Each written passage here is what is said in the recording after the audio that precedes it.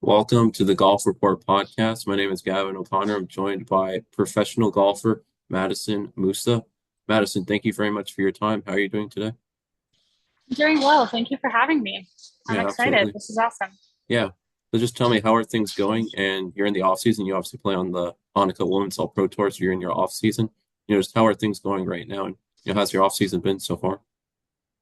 Yeah, it's going really well. The season is always super hectic, spring, summer, early fall, especially getting ready for Q school. So to be able to be in one place and spend some time with some family and kind of catch up on some things has been really nice. But it's nice to be at home for a little bit. So it's been a good start to the off season for sure. Yeah, and I believe you're from Charlotte, and from your Instagram, does it say do you also base yourself in Hilton Head? Is that correct? I'm born and raised in Charlotte. I Mhm. do spend a good amount of time in Hilton Head as well. I love Okay. training down there, practicing down there. I've built some great relationships with a lot of the pros, especially in Sea Pines. Mhm. So it's fun to train down there in the off season. It's nice to have a different place to practice and play and see new things. So mainly in Charlotte, though. Okay. Yeah. So in Hilton Head you train, at Sea Pines, is that correct? I do, Yeah. yes. Yeah, I asked about Hilton Head because my grandmother lives in Bluffton, so it's right like 30 minutes from there. And Oh, um I, awesome. Yeah, yeah, not too far. my parents are gonna you know, they have a house and they spend the winters down there. It's at Berkeley Hall in Bluffton where they had the US Women's Mid Amateur there in 2021. They used to Oh, have. yeah, Berkeley's really nice. Yeah. So I play there, whenever I can go down there. And yeah, we go to the Heritage and I played Harbor Town a few times. Harbor Town is one of my favorites. Yeah. So one more question about Hilton Head. When you're down there, what courses do you like to play, or what courses do you mostly play at when you're down in Hilton Head?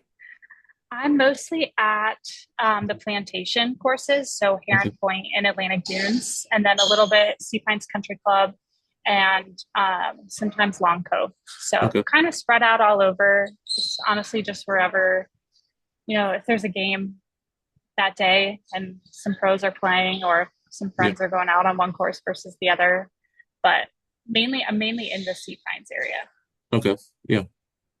Yeah, we stayed there one week for the Heritage, so that was pretty cool.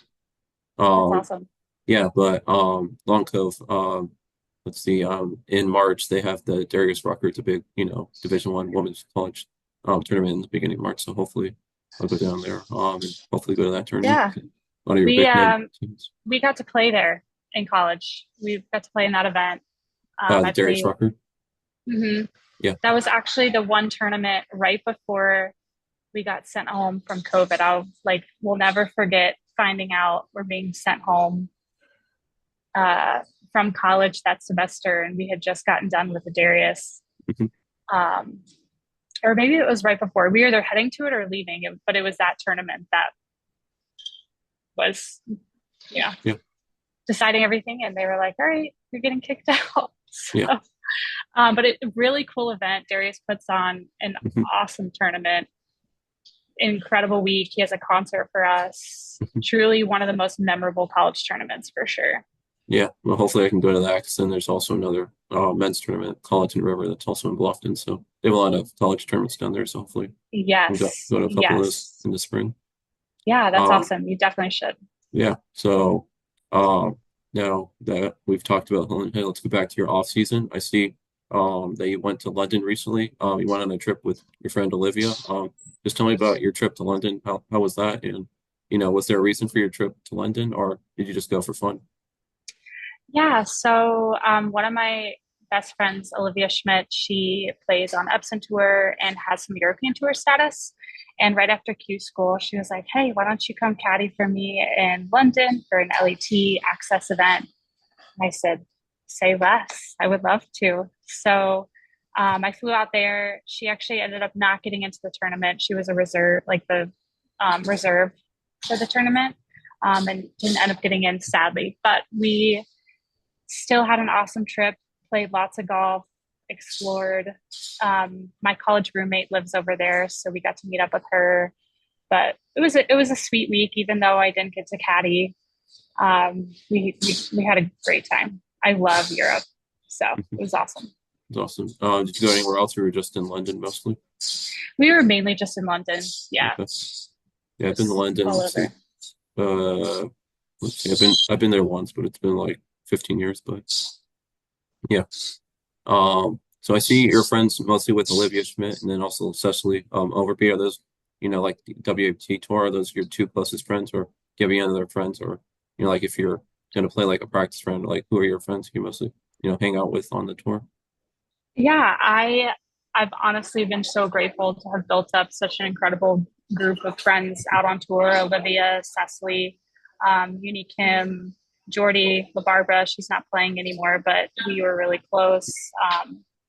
Jacqueline Healy, um, you know, all the North Carolina girls and a lot of the like Midwest. I got really close with them. Yeah, Traveled together. I mainly traveled with Cecily my first 2 years on the road, and then this past year, the first part of the season, and then I traveled with Olivia the last part of the season. But it's awesome to be able to have a supportive group of friends that you can rely on tough days, exciting days. You know, during the challenges of playing pro golf, you have somebody to truly relate with, which yeah. is really, really sweet. So yeah, I have a lot of really close friends that I've built on tour, and we talk, all of us talk, every day or weekly, which is still awesome, even when we're not on the road. Yeah. So Um, sweet. yeah, and when you're on the road, at a tournament, do you like to travel with like Olivia or your other friends? Like do you like, stay in a house? Do you like, do you stay in a house with your friends, or a hotel with them, or do you mostly, you know, you don't, stay with your friends? I'm just interested, do you stay with like Olivia and your other friends, or do you mostly, when you're at a tournament, do you mostly just stay alone by yourself? It all depends on the week. Mhm. There's some awesome host families out there that I've developed great relationships with that Yeah. honestly have become feels like family of my own. So I definitely stay with them anytime I can. Um, but I would say outside of that, we're either assigned to a host family that we had never, a tournament we had never been to before, or we stay in a huge house. Like a bunch of us will stay in a huge house. There were a few weeks this past year where, five or six of us would just find an Airbnb where we could, all crash together, and it would be a huge house party, and it was awesome. And there's a lot of us that are all really close to where, no matter what happens, if, half of us make the cut and half of us don't, we're still going to find a way to make a great week out of it and, have a great dinner at the end of the day. So I would say 80% of the time, 80, 90% of the time, I'm in housing of some sort or staying in an Airbnb with friends. There's really only been two or three times where I've had to stay in a hotel. So very fortunate on that end to be able to stay in houses. Shout out to all of the host families out there that put up with us for a week. Mhm.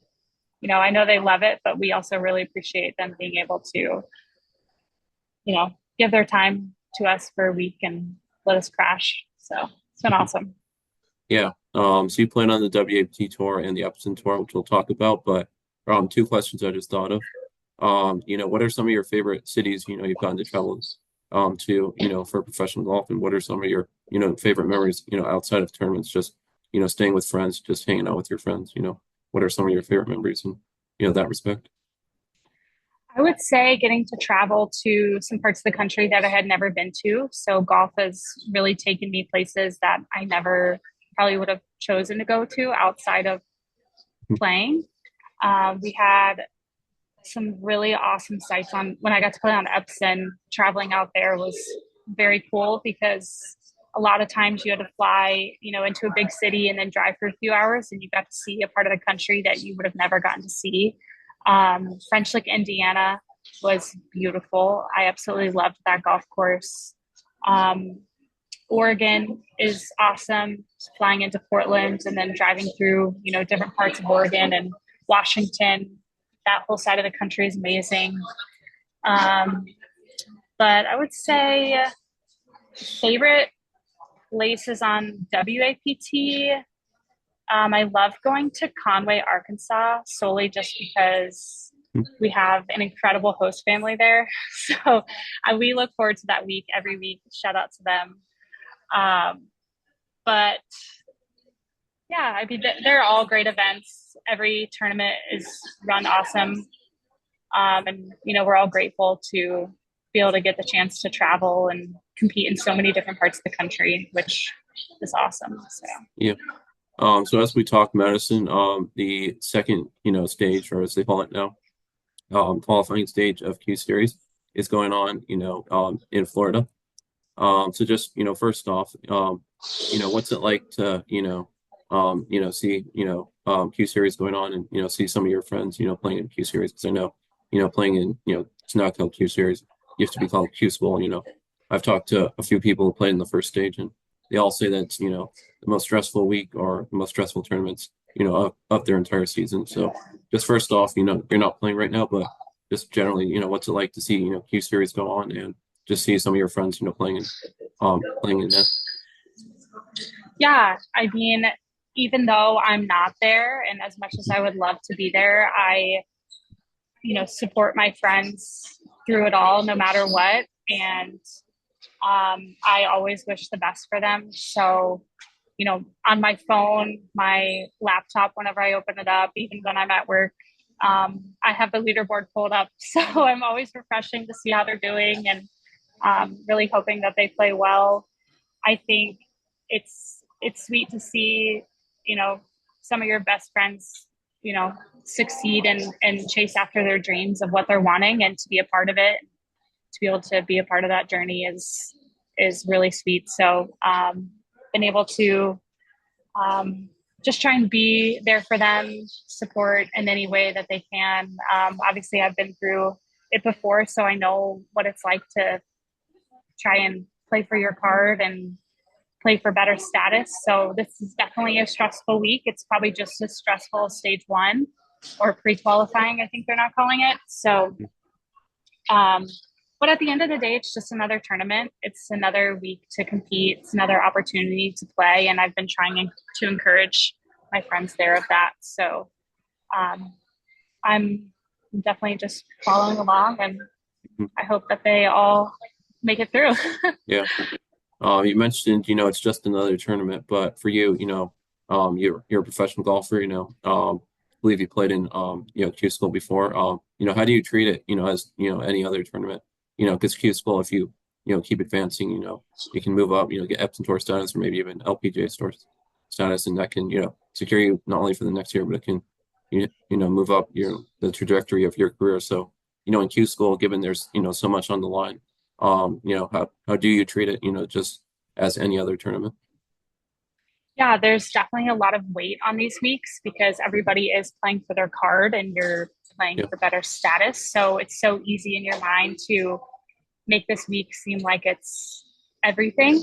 But I think at the end of the day, you still have to just focus on, what you can control. It's still another tournament. You still have to go out there and play well and shoot low scores. And, you have to really channel into what it takes for you as an individual to get there. And for everybody, it's different. Some people have to really focus on their own process and love where their feet are at to be able to play well. Others, it might look a little bit different. So I think really staying focused in your zone and what you have to do to, give yourself the best opportunities that week is really important. But really try not to focus on the end result of what that would look like, whether that's a tour card, whether that's better status, whether that's not getting the status that you want. Really trying to stay present and not focus on that, but it's so much easier said than done. So Yeah. I'm sure it's hard out there, but we all try and do our best and staying in the present. Yeah, I don't want to talk without, confirming first, but this year, I believe, did I see your name on the leaderboard? Did you play in the first stage of Q Series, or have you played in Q Series before? I did. I was there. Okay. Yeah. How was your experience this year? Just, it didn't go the way you would have hoped, obviously, but overall, how was your experience playing Q Series the first stage, this year? Yeah, it was great. I think, every year I've been there, I've tried to just continue to learn and, you know, figure out what I did well, how I can improve, maybe what I learned from last year to be able to take that into this year as well. I would say the biggest thing is learning to just stay super patient. It's a long week. It's hot. Um, you know, it's brutal with the weather and the long days. You're playing on three different golf courses and then practice rounds, tournament rounds, a cut. So just really, really staying patient and um, staying energized as well because you can get burnt out pretty quick. So I learned a lot about, longevity of my health and just staying really positive throughout the week. Yeah. And, no matter the result, there's always a lot I can take away from it. And, um, but at the end of the day, I was just grateful to be there and have the chance to try and earn my card, which is, it's always a dream for anybody. Yeah. So two more things I want to touch on about Q series. So for you, I've asked a few other players about this, but for you, Q series, the first stage is on three different courses, and one of them being, Mission Hills Dinosaur course. So how did you navigate, the three courses? Did you get there early, play practice rounds, or did you not get to play all three courses before, the tournament rounds? And then just what was your experience like, playing the dinosaur course at Mission Hills, a former, major championship course on the LPGA tour? Yeah, we have played those same courses the last 3 or 4 years. So I've had the opportunity to play all of them and Yeah. have a lot of experience on it. Going into this year, my strategy was a little bit different. The last 2 years, I was playing all 18 holes on every course leading up to the tournament. And this year, I said, you know what, I'm going to play nine, practice, play another nine, and then the last day pick a nine that, I felt I needed a little bit more work on. And I definitely wouldn't change it the way that I did it this year because I went into it knowing the golf courses and really having a similar game plan of what I had last year as far as lines off the tee, where my misses were, strategy on how to play some of the par fives. So that was kind of my preparation for this year. I showed about 3 days early before the first round, Okay. 3 or 4, and then playing Dinosaur is awesome. We do love playing out there. This year, the conditions of the golf course were definitely not what they have usually been, which Okay. I think was a little bit disappointing for most players. But you know, either way, it's still awesome to be able to play out there and, you know, say you played on a major championship course and had the chance to compete on it as well, which is huge. Yeah, definitely, disappointing to hear about, the conditions of the dinosaur course given, the history it has, with the LPGA tour, all that, but still great, that, they allow, they have Q series, at, former major championship course. So this year, the second stage of Q series was obviously, postponed due to Hurricane Milton. And some of your friends are playing, in, second stage right now. So, what do you think it was like, to have, obviously, it was postponed due to a hurricane. There's more important things, than a golf tournament with a hurricane. But just, what was it like, you think for, the second stage of Q Series to be postponed due to the hurricane? And, did you talk to any of your friends like Olivia and others who are playing in the tournament right now? How did they deal with, the postponement? Because I know a lot of players I saw on, Instagram and others, you know, they were obviously, upset. They were, having to change up their schedules, things like that. But, how did your friends who you talked with, navigate with the postponement of second stage?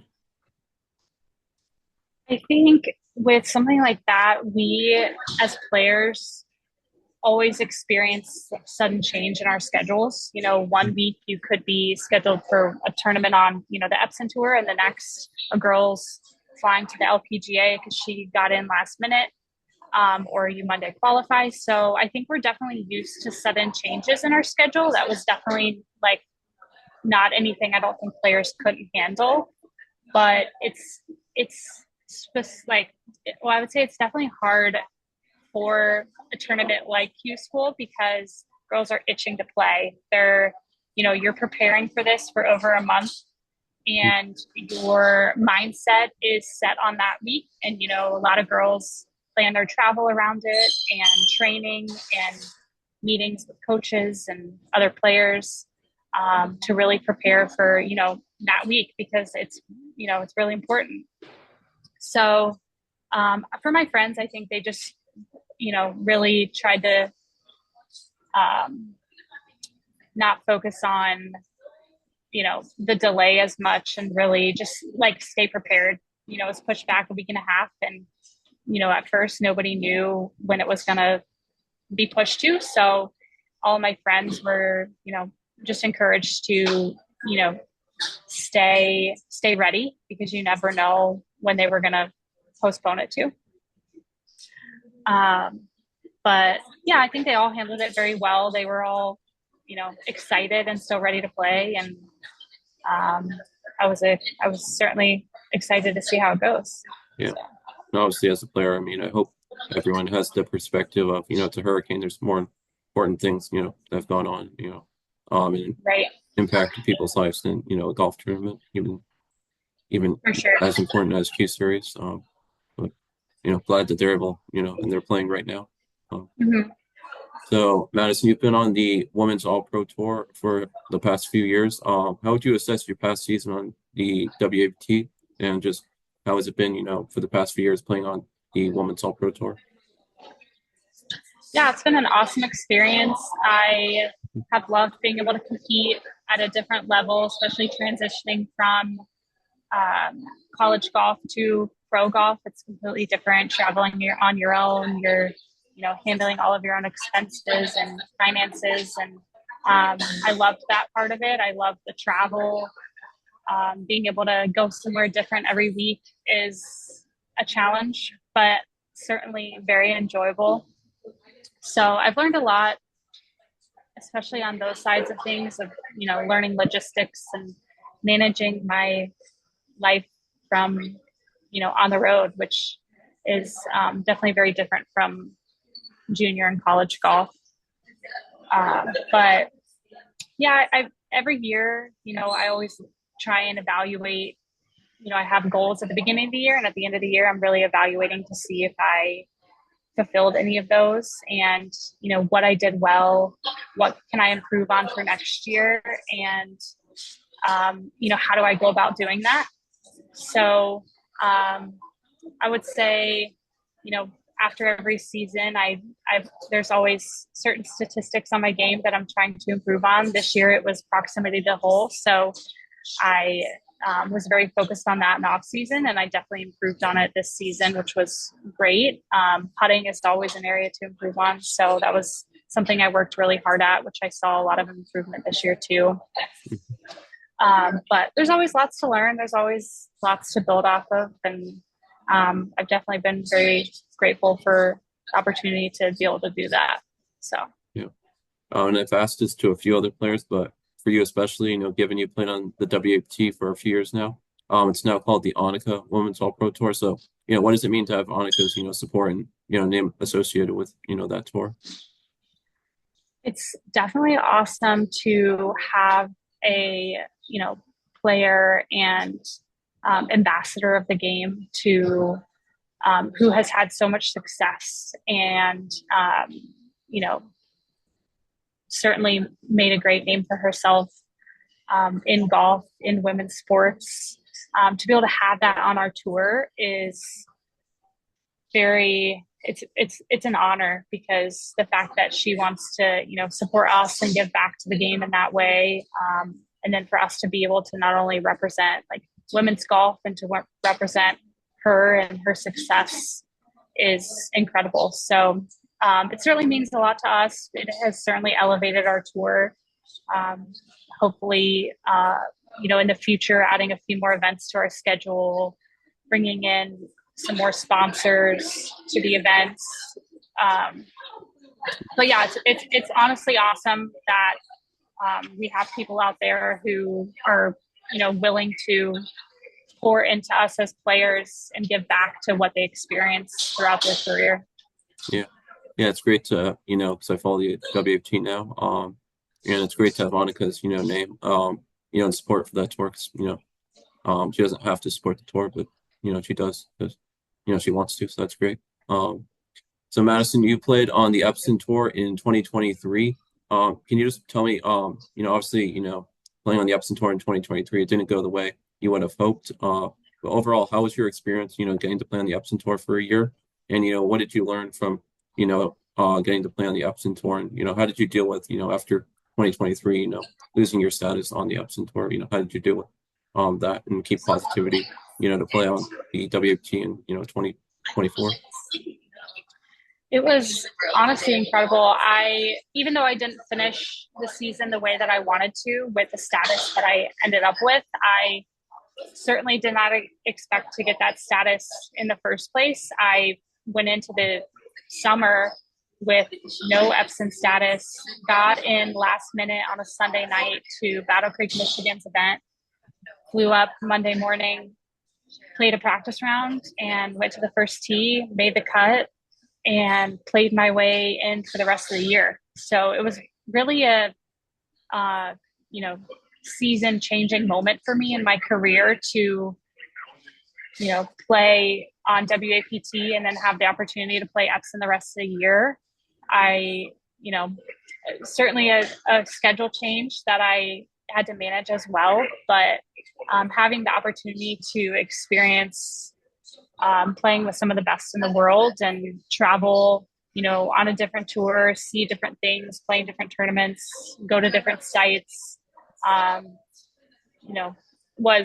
was awesome. I wouldn't trade it for the world. I have a lot of respect for girls who are constantly changing around their schedules and having to manage that. So yeah. I learned a lot. I definitely wouldn't trade it for anything. Even though it didn't end the way that I wanted to. I made the cut at the Tour Championship and had an awesome week and knew I needed to finish like top 20, top 18 to keep my Epson status for next year. And I missed it by a few, but it made me better and it forced me to work even a little bit harder to try and earn it back. So, but after having a taste of what that's like and what, advancing to different tours feels like is awesome. And it certainly makes you work harder to get back there. So it didn't end the way I wanted to, but I was grateful for, where it led me. Yeah. You mentioned you needed like a top 20 at the Tour Championship to keep your Epson Tour status. I'm just interested to know, someone who's a professional golfer, is it the situation where, did you put too much pressure on yourself, going into the week, or was it just the situation of with your game just not as sharp, you just didn't play as well, as you needed to that week to keep your status? Because, that week, there can be a lot of pressure because you're trying to keep your status for the next season. So, did you put too much pressure on yourself, or, was your game just not, and the results were just not where you needed them to be that week? Yeah, I actually didn't feel as much pressure as I thought. I love when I have to chase after something. So if I have to shoot, 66 to qualify, or if I know I have to birdie the last 3 holes to make the cut, that doesn't bother me knowing that. And going, at the Tour Championship, I made the cut at 4 under. And I told myself, all right, I have to shoot another 2 or 3 the next, each day, the next 2 days. So I probably had to get to 8 comfortably. And knowing that, it really helped me to kind of have something to chase after. And it was exciting for me. I loved it. I was out there, knowing I had to make birdies, and which obviously is the case every week. Everybody wants to make birdies, but, with it being the last tournament, the last 2 rounds of the year, knowing what I had to do, was a little bit more exciting than I think nerve-wracking. So it was fun. Obviously, I think I shot 1 under instead of another 4 or 5 the next 2 days, but it was great to be in that moment, to be able to have something to, you know, take. And um, yeah, it was so fun. I loved the week, and I was glad to just be there. Yeah. Something I just thought of, based on what you said. You just said, you like, going low when you have to, when you need to shoot a 66, you like that situation. So it made me think, have you ever played in, Monday qualifiers? And if so, what has been your experience, playing a Monday qualifier? Or if you haven't, have you ever considered, playing in a Monday qualifier before? I actually haven't played in any LPGA Monday qualifiers. Okay. Some of them just haven't worked out in my schedule, Yeah, but sure. if I did, I would Or probably be in that mindset of, have you played in qualifiers for any other tournaments, even, as an amateur or as a mhm, professional? I Just have. And how's your I did, experience been with that? yeah, I think it's a little bit different experience of, um, you know, knowing you don't have a cut to make, which I Okay. think is a little bit different mindset. Um, a lot of girls are out there, and for most, LPGA Tour Monday qualifiers or even qualifiers in general, if they're taking, let's say uh, US Open qualifier, that's 36 holes in one day. It's a long day. You have to stay really patient, but you also go in there knowing you probably need to put up 268s, depending on, where you're at, the field, the course. Most girls know, even par is probably not going to cut it. So if you get off to a really good start and you shoot two under the first 18, the next 18, you're, back of your mind, you're still sticking to your process and staying present in the moment, but also knowing you got to get a few birdies to drop. Hmm. So I think it's a little bit different than, if you're, you know, well past a cut line in a Yeah. tournament, playing a little bit more, conservative or free. It all depends. Honestly, it all depends on Yeah. the person. A lot of people don't like looking at leaderboards. For me, it doesn't bother me. There were a lot of tournaments this year where I was right on the cut line and I looked at the leaderboard and I'm like, I got to birdie the last two holes. And I love to chase after that. And for me, that's a little bit more freeing because I can, you know, I'm like chasing after something versus having to play a little bit more conservative. Yeah. Um, I don't know if that really answered your question, but I think it just depends on the situation. Yeah. Well, you mentioned, liking looking at leaderboards. For you, some players don't like, looking at it because it can put too much pressure on themselves. But for you, you mentioned when you're near the cut line, you like looking at, the leaderboard. For you, looking at the leaderboard, is it just, you like knowing, if you're, let's say, stepping on the last tee, you have to, get a certain score, like you have to make a par or a birdie on the last hole to make the cut. Or for you, looking at the leaderboard, you just like, seeing where you're at and where you stack against the field. I like to know if I'm on the cut line, if I have to make Yeah. birdie or Hmm. par. Um, Obviously, I'm always striving to not have to be on the cut line and Yeah. leave myself at the top of the leaderboard. So I'm not, whenever you're battling the cut line, that's when the pressure occurs. So, but if I do happen to be in that position, I don't mind looking, knowing what I have to accomplish. Yeah. It definitely doesn't bother me, but all players are different. Some players don't like to know. Yeah. So it just depends. Yeah. I know it's a big, talking point in golf. Some people even, at the highest level, LPGA, PGA Tour, leaderboard watchers, and others aren't. So, I think that's great that you are. You got to know where you're at, and what score you got to get on a certain hole, to make a cut or to finish. Um, so Madison, you're from Charlotte, North Carolina. Can you tell me about, obviously you grew up in Charlotte, a big city, and just, you started in golf at age 8, from your dad. So can you tell me about growing up in Charlotte and just, you're starting golf at age 8? Yeah, I have lived here my whole life. Grew up at a golf course in South Charlotte area, and had the opportunity to, you know, go to their junior clinics and play interclub. And then my dad got me into um, Peggy Kirk Bell Tour, which has now grown across the region. Some, tournaments even or I guess across the U.S., which is awesome. It's an all girls tour, based out of Pinehurst, North Carolina. So I had the opportunity to play on that and travel all over, played at AJGA, some, other random events here and there.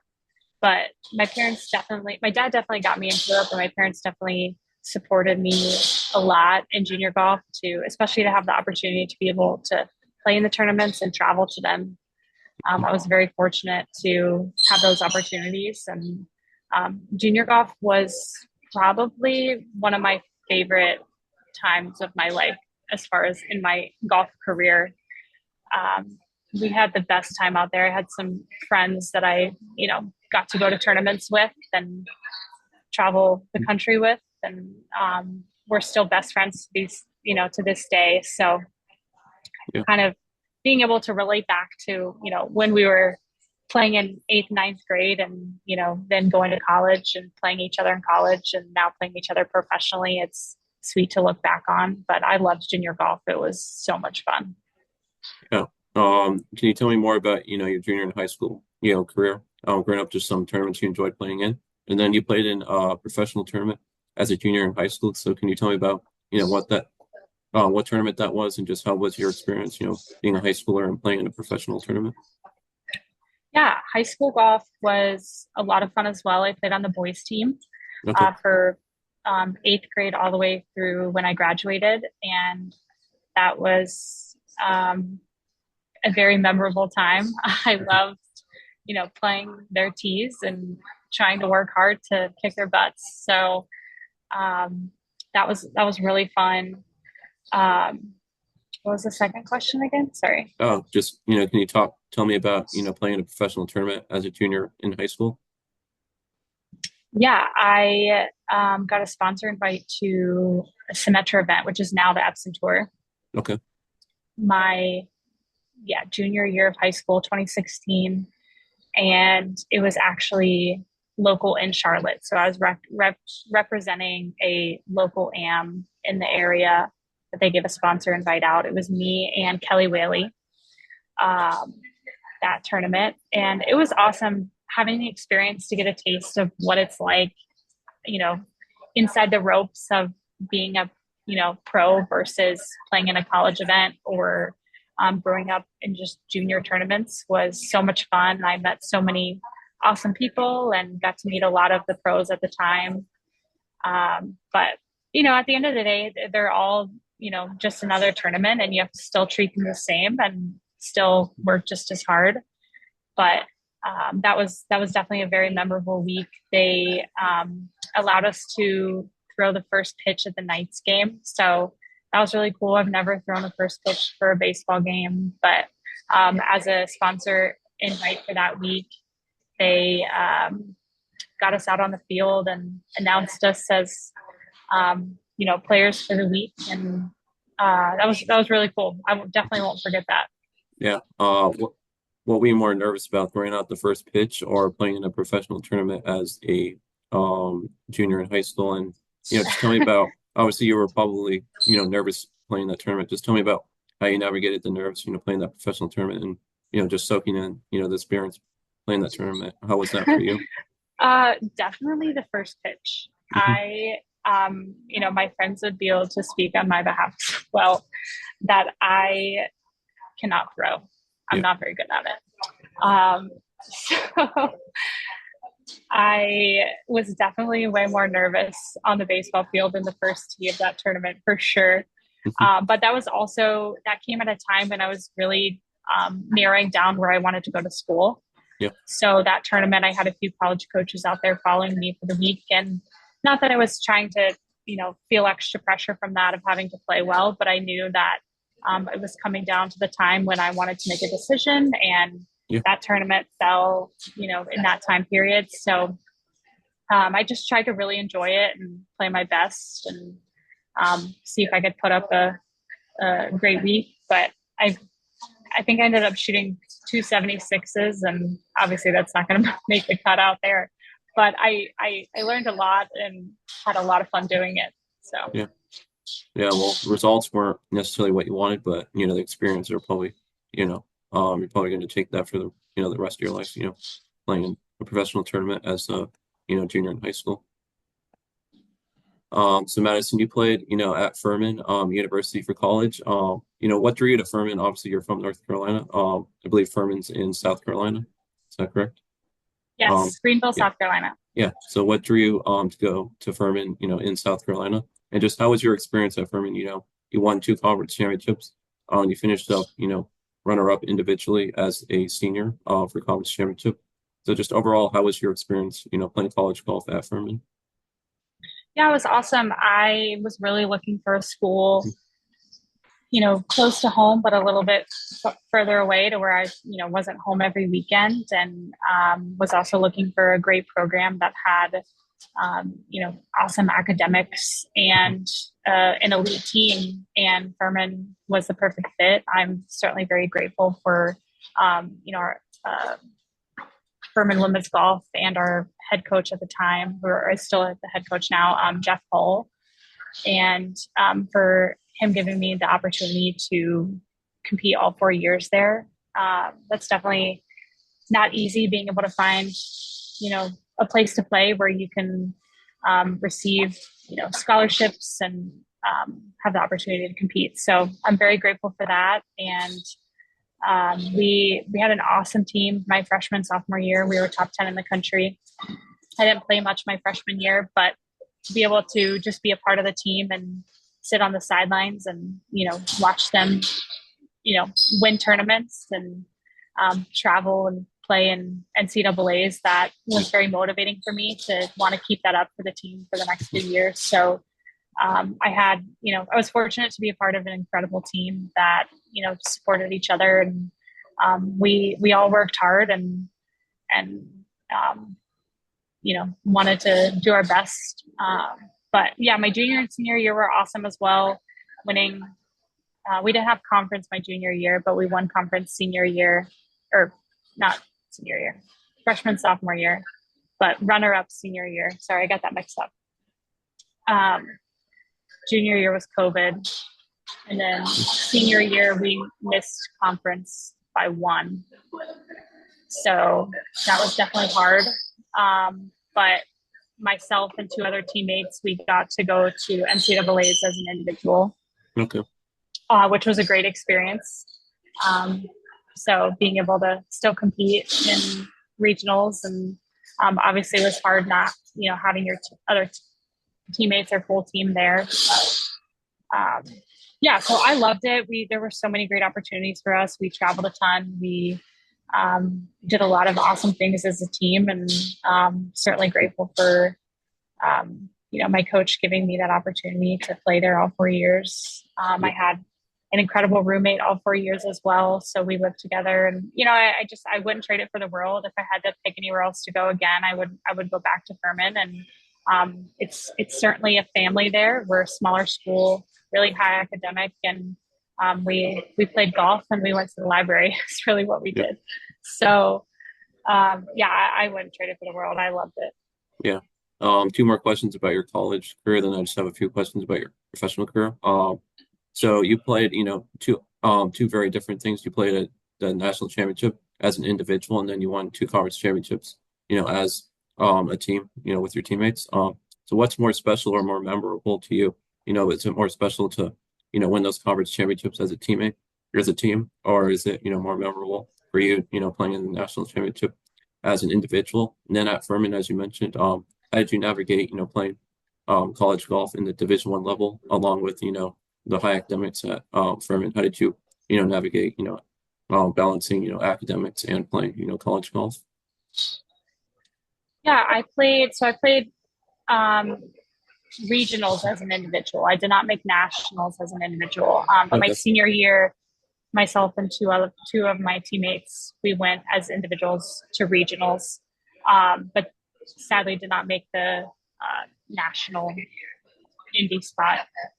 Mhm. I would say winning as a team. So we won as a team Yeah. my freshman, sophomore year, and I, will, I was, thankful to be a part of the team my sophomore year, and we won in Hilton Head. It's awesome doing it as a team. I would say as an individual, it's definitely a lot harder. You're you're playing for your school, but you're playing for yourself a little bit as well and your own individual success. But when your whole team is there and you're, you know, just living together the whole week and, you know, in it trying to grind it out together, it's definitely a lot more fun when you're with your teammates for sure. So really enjoyed that. Yeah. So three more things I wanted to talk about, Madison. Obviously after Furman, then you turned professional, been a professional golfer for, the past few years. How did tell me about, your transition to becoming a professional golfer? Like how did you navigate the transition from, college golf to professional golf? And, just tell me, how specifically how did you become a professional golfer after playing college golf at Furman? Yeah, so turning pro, honestly, is really just going to Q school and announcing you're playing professionally, and Mhm. you turn pro once you accept your first check. Okay. So I went to Q school that fall right after I graduated from Furman in the spring, and tried to earn status that way. But it definitely was a little bit of an easier transition than I thought, just solely because I um, felt very knowledgeable in the side of things as far as like managing travel and playing, what events to sign up for. I had an awesome group of friends that really guided me along that way and took me under their wing to teach me the ropes. So Mhm. I would say it definitely wasn't as hard as I thought it would be, but Okay. it probably was because I had such a great support group that really guided me, to where I needed to go and helped me along the way. So yeah, definitely thankful for them, and it was definitely an awesome transition. Yeah. So Madison, how have you, dealt with or navigated, the highs and lows of your, professional golf career so far? You've had the high of, getting on the Epson Tour, getting status, playing on there for a year, and you've had the low of, losing status, on the Epson Tour, and then, having to go back to the WPT Tour. So, just how have you dealt with, these highs and lows of your career so far? And, what is, being a professional golfer? What is it, taught you so far so much, or what have you learned from your professional golf career so far? I've definitely learned there's growth no matter where you are. You can learn a lot from, playing on Epson, but you can also Yeah. learn just as much from playing on WAPs. At the end of the day, it's still an opportunity to compete. So it doesn't matter where you are, you're, in a competitive environment playing against girls who, have played with some of the best in the world and are some of the best in the world. So, um, yeah, I would say it's, no matter where I play, I'm always learning, and, you know, I really learn to be grateful for the challenge. There are a lot of long weeks. There are a lot of hot weeks. We play in the desert. We play all over. There's a lot of weeks where you're playing in the pouring rain. There's rain delays. But no matter where I was at, I just, was really, you know, forcing myself to really enjoy the challenge of what that week brought. And if I could fall in love with that, and I could fall in love with, you know, whatever was going on that week, then I, was able to really manage all outside factors. So, um, yeah, I definitely was trying to focus on that. Yeah. So finally, Madison, what have been some of your favorite, memories playing as a professional golfer? Like, have your favorite memories been, the highs of getting to the Epson Tour? Eh, have your some of your favorite memories been just, getting to be with your friends and play out there on tour? And then, what are some of your favorite things just generally about golf? I would say my favorite memories are getting to travel with my best friends. It was just like college. College, I loved that I got to live with my best friends for 4 years, and I go to, out to play pro golf, and I'm traveling with them and still living with them. So being able to, uh, go to so many different places and stay in so many different host families and get to know people literally all across the world is a huge blessing. And I would, you know, do it every week if I could. Off season Yeah. is definitely hard. We're not with our friends. We're back to being on our own, and I definitely love that side of it. Of, you know, week in, week out, you're traveling, you know, with some of your closest people. So Yeah.